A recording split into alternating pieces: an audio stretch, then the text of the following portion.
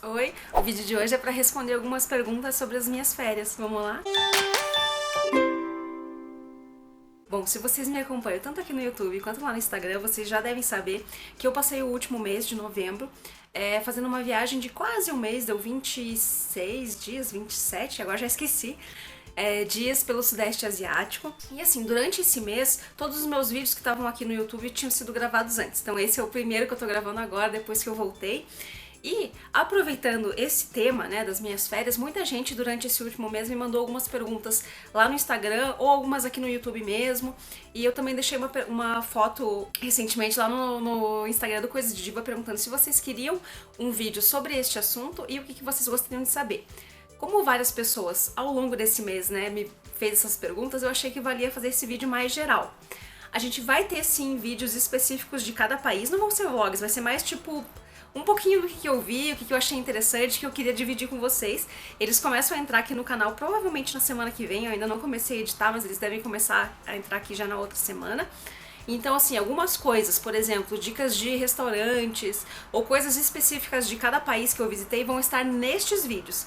Esse aqui de hoje é mais pra comentar uma coisa geral, algumas coisas que as pessoas me perguntaram que eu achei interessante dividir aqui com vocês. Começando pelo primeiro tópico, uma coisa que as pessoas me perguntaram muito é sobre planejamento, passagem, se eu fiz tudo sozinha e tal. E sim, a gente fez tudo sozinho, digo, sem uma agência de viagens, né? A gente que planejou, como eu comentei agora há pouco, eu fui com outros dois amigos, então a gente pesquisou muito, então a gente usou muito o Google e tal. Para começar a planejar foi o seguinte: como eu e o Shoya, que viajou comigo, já tínhamos ido para a Ásia em 2015, nesse planejamento dessa primeira viagem a gente teve que acabar cortando alguns países na época porque eles não iam caber no roteiro, né? A gente não ia conseguir fazer tudo. Esses dois países eram o Laos e o Mianmar. Então a gente já sabia que a gente queria visitá-los esse ano, então já ficou mais fácil. E como em geral muitos voos para essa região ali pro Sudeste Asiático chegam na Tailândia, a gente acabou também optando por ficar alguns dias em Bangkok, que é uma cidade muito grande e muito legal, e também visitar Chiang Mai, que é uma cidade que fica no norte da Tailândia, onde tem vários santuários de elefantes e tal, e que a gente também não tinha conseguido visitar da outra vez. O último país que entrou meio de gaiato nessa história foi o Nepal, porque nossa ideia inicial era ir para o Butão, mas o Butão é um pouco caro e tal, você tem que pagar algumas taxas lá dentro, e a gente ficou com um pouco de medo e acabamos escolhendo o Nepal mesmo. Então a gente escolheu esses 4 países, e aí depois de escolhidos esses destinos que a gente queria, a gente comprou a nossa passagem internacional, que era de ida e volta para Bangkok, na Tailândia. Dessa vez a gente comprou o voo com 2 escalas, então foram 3 voos. Isso é bem cansativo, então se você quiser ir para a Ásia, eu recomendo procurar um com uma escala só, que fica muito mais fácil. Então dessa vez a gente foi de São Paulo até Joanesburgo, de Joanesburgo até Dubai, de Dubai até Bangkok. Eu detestei fazer isso, é muito, muito cansativo, então eu prefiro fazer 2 voos, que também demora muito, mas é um pouco menos cansativo que isso. E aí, ok, depois da passagem internacional, a gente começou a pesquisar passagens internas, né, ver que roteiro que a gente faria dentro, de qual país que a gente iria para outro, e para isso a gente usou o Skyscanner, que é um site que você consegue pesquisar passagens no mundo inteiro, e por lá a gente começou a ver que ordem que seria mais fácil, né, que seria mais rápido, porque às vezes você não consegue ir de um país para o outro sem fazer escala, não existe esse voo direto. Então a gente foi indo, até que a gente conseguiu montar bem o roteiro que a gente queria, a ordem dos países. Para decidir o número de dias que a gente ia ficar em cada um também, a gente usou muito Google, blogs, né, ler o que as pessoas estavam fazendo nesses países, nessas cidades, o que valia a pena, o que não. E decidimos, assim, o número de dias que a gente ia ficar em cada um deles. Assim, gente, isso é meio que você vai fazendo, assim, né, achando que tá tudo ok, achando, né, segundo as informações que você acha, mas é claro que no meio do caminho você pode ver que você cometeu algum errinho, mas assim, acontece, né? Por exemplo, a gente gostaria de ter ficado um dia a menos no Laos e um dia a mais no Mianmar, mas a gente calculou errado e daí acontece, porque as passagens já estavam compradas. Mas tudo bem, né? Sempre fica um motivo pra gente voltar e ver o que não deu tempo de fazer. Então, ok, depois da passagem internacional comprada, depois de escolhidos a ordem dos países, a gente comprou as passagens internas, né? Vendo qual que ficaria mais fácil de ir pra um e pra outro. E daí, sabendo em que dias a gente estaria em qual cidade, a gente começou a ver os hotéis em cada lugar. Para ver os hotéis, a gente pesquisou sempre no Booking.com, que também é um site e você pode usar o aplicativo. E lá você encontra, né, os hotéis em cada lugar com uma nota que as pessoas, os hóspedes que ficaram lá dão. Então a gente presta muita atenção nas avaliações que as pessoas fazem, presta atenção especificamente, né, no que fala sobre limpeza, sobre conforto do quarto, sobre localização. É muito importante que um hotel seja bem localizado, né, porque você não conhece a cidade, então é bom que você esteja perto do que você quer ver e não ter que perder muito tempo se deslocando. Então, assim, a gente lia muitas avaliações e até escolher, né, o hotel que a gente queria ficar. Dessa vez, a gente acertou praticamente todos os hotéis, mas mesmo assim tem uns que não são muito bons. Isso também eu vou explicar nos vídeos de cada país, eu vou indicar os hotéis que eu gostei, que eu recomendo e tal, vão estar todos certinhos de cada país que a gente visitou, de cada cidade, né, no caso. E explicando o porquê e tal, mas assim, ó, basicamente tudo a gente viu pelo Booking, procurava um que tivesse uma nota boa, que as pessoas estivessem elogiando e que coubesse no nosso orçamento. No Sudeste Asiático, é muito mais fácil você achar bons hotéis por preços mais baixos do que, por exemplo, na Europa, nos Estados Unidos. Então, assim, você vai encontrar ofertas por, tipo, a partir de coisas baratíssimas, tipo hostel, até coisas caríssimas como resorts. Então é fácil você encontrar um hotel que seja bom e que esteja dentro do seu orçamento. A gente não ficou em nenhum hotel assim super, super caro e também não ficamos em nenhum hostel. Quer dizer, a gente ficou num hostel em Bangkok, mas a gente fechou um quarto pra gente, foi super legal também, esse hostel parecia um hotel. Então, assim, no Sudeste Asiático eu acho que é bem tranquilo, exceto em algumas cidades, depois eu vou falar sobre isso. Mas, assim, no geral é bem fácil de você encontrar hospedagem boa por um valor ok, né, razoável. Por exemplo, por um valor ok, razoável, entre 10 e 30 dólares por dia por pessoa, mais ou menos. Aí varia de acordo com a cidade ou com o estilo do hotel, é claro. Outra coisa que as pessoas me perguntaram foi sobre comida e restaurantes.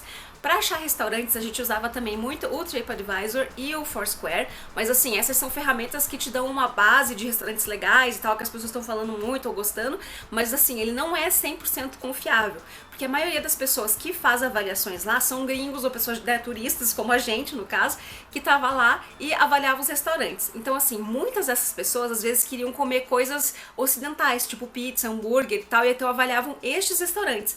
A gente, no caso, né, a gente queria comer coisas de lá, coisas asiáticas ou comidas locais. Então nem sempre a gente achava os restaurantes mais legais ali no TripAdvisor. Então, assim, você conta também com indicação de amigos, coisa que você viu no Instagram. Então, assim, tem que fuçar bastante. E também você pode ir, né, ver o restaurante que você achou legal, ver os pratos, ver o ambiente e entrar. Às vezes dá certo, às vezes não, mas acontece, né? Assim como na sua cidade você também acha que um restaurante vai ser bom, às vezes sempre não é. Ainda nesse tópico de comida, as pessoas me perguntam muito se as comidas são muito exóticas, são muito apimentadas e tal. E assim, como eu já conhecia a Ásia de 2015, eu já não acho mais as comidas assim tão exóticas. Eles comem muito arroz, muito noodles, né, macarrão de arroz também. Com bastante carne branca, peixes, frutos do mar, pouca carne vermelha e assim, nem todos os pratos são apimentados. Então, vários deles, inclusive, vem avisado, né, no cardápio, ou a pessoa te pergunta se você quer ou não pimenta. É claro que às vezes eles falam que, né, não é apimentado, porque pra eles de fato não é, e pra gente acaba sendo. Eu adoro pimenta e eu já sou um pouco acostumada a comer, então eu não tive nenhum problema com relação a isso, não passei mal em nenhuma das duas viagens, eu amo comida asiática. É isso, voltei tem alguns dias e já estou com saudades. Também me perguntaram se eu fecho os passeios antes de sair daqui ou se eu vejo tudo lá. A grande maioria das coisas que a gente fez, a gente fechou lá mesmo, a gente escolheu na hora o que a gente queria fazer e tal. Apenas dessa vez a gente fechou antes, que foi o passeio com os elefantes, porque a gente fez com um santuário específico que é super concorrido. Então a gente queria fazer naquele, então esse a gente fechou e pagou antes, que foi o Elephant Nature Park. Se vocês querem fazer com esse, que é super conhecido, super famoso em Chiang Mai, eu também recomendo que vocês reservem antes. Outro passeio que também deve ser reservado antes, que é muito concorrido, é o com os balões no Mianmar. A gente acabou não fazendo porque a gente achou muito caro, depois a gente viu os balões voando e se arrependeu. Mas enfim, fica pra próxima viagem. Mas se vocês vão pra esses destinos que eu estou mencionando, os dois passeios que eu recomendo fechar antes são esses, os elefantes e os balões. Fora isso, a gente fez tudo na hora lá, fechou o que a gente queria fazer e tal. Então foi super tranquilo, não tivemos problema nenhum com isso. Então agora vamos fechar esse vídeo com um tópico mais perguntado, debatido, comentado dessas minhas férias, que foi o tamanho da minha mala, da minha necessaire e tal. Se você não viu ainda, eu já fiz 2 vídeos, na verdade são 3 vídeos sobre esse assunto que estão aqui no canal, que são sobre a minha necessaire, sobre a minha mala e algumas dicas gerais sobre necessaire. Eu fui para essa viagem só com a minha malinha de mão, que é uma mala de mão da Kipling, e com uma mochila, que é uma mochila pequena. Então foram essas as 2 bagagens que eu levei, eu mostrei, né, no outro vídeo, né, em alguns detalhes específicos que eu levei, o tamanho delas. E esse foi de fato o tópico mais comentado dessa minha viagem, porque a maioria das pessoas falava assim: nossa, eu não acredito, eu jamais conseguiria fazer isso, ou nossa, eu também sou prática como você, gostei das dicas e tal. Então assim, as pessoas meio que se dividiram, mas a maioria me achou meio maluca por ter feito isso e levado tão pouca coisa. E a questão é a seguinte, gente. Eu dividi o que eu levei, ou mostrar minha mala e tal, não é uma forma de dizer o que é certo, o que é errado, ou como as pessoas devem viajar. Eu acho que cada um tem as suas prioridades, o seu estilo, cada um faz o que gosta, né, nas suas férias. Tem gente que, por exemplo, gosta só de ir pra resorts, tem gente que gosta de levar malas gigantes com tudo que tem em casa, tem gente que não gosta, é o meu caso. Então é isso, né, a minha prioridade nessa viagem não era passar as minhas férias carregando uma mala gigante de país em país. Então eu levei coisas que fossem práticas, que eu, né, pudesse ainda me sentir confortável, ter as minhas coisas da minha necessaire, ter o básico, né, pra eu me cuidar e pra eu me sentir bem, mas sem carregar excessos. Então eu acho que eu acertei praticamente tudo dessa mala, não senti muita falta de muita coisa. No meio da viagem a gente lavou todas as roupas 2 vezes. A maioria dos hotéis oferece esse serviço de lavagem das roupas e, em geral, no Sudeste Asiático isso não é muito caro.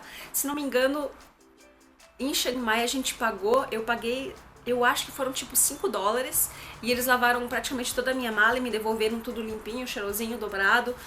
Então eu pude usar de novo, tinha minha mala nova de novo, limpinha, cheirosinha, sem problema algum. E nos hotéis, que isso for muito caro, porque tem alguns hotéis que cobram, por exemplo, por peça e não por quilo de roupa. É muito simples, você acha na rua, tem muita lavanderia e também não é caro. Então assim, não passei nenhum perrengue com a minha mala, não tenho nenhuma reclamação. E assim, outras pessoas também comentaram assim, nossa, mas essa mala é gigante, você vai ter que despachar, ou nossa, mas essa necessaire também é gigante, você vai ter que despachar.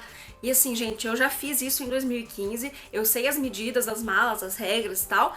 Deu tudo certo em 2015, deu tudo certo agora, eu sabia o que eu estava fazendo, eu não precisei despachar minha mala em nenhum momento, fui com ela sempre, não tive nenhum problema. Então é isso.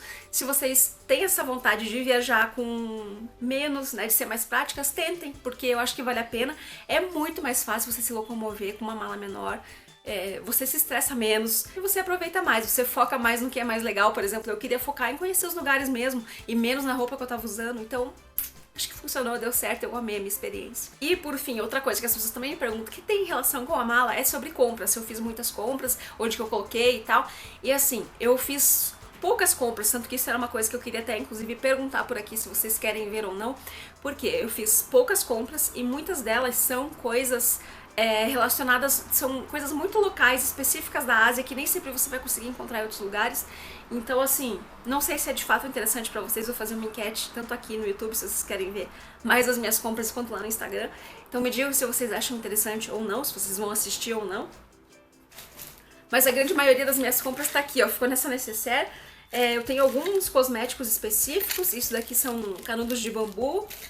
A única coisa, algumas coisas que são mais ocidentais que dá pra encontrar por aqui depois, por aqui digo, por essa parte do mundo, foi a base da Rihanna, que eu encontrei em Bangkok, e algumas outras coisas que não estão aqui, tipo máscaras pro rosto, assim.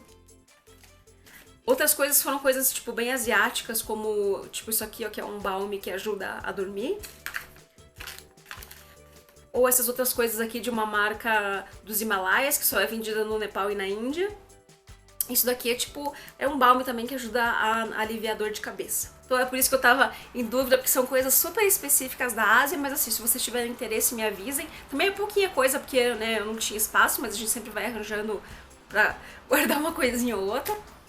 Então é isso, espero ter respondido a maioria das dúvidas. Esperem também os vídeos específicos de cada país, porque lá eu vou indicar hotéis, restaurantes ou passeios que eu gostei de fazer, pra não ficar esse vídeo aqui gigante, mas teremos indicações por aqui também. Então é isso, um beijo e até a próxima!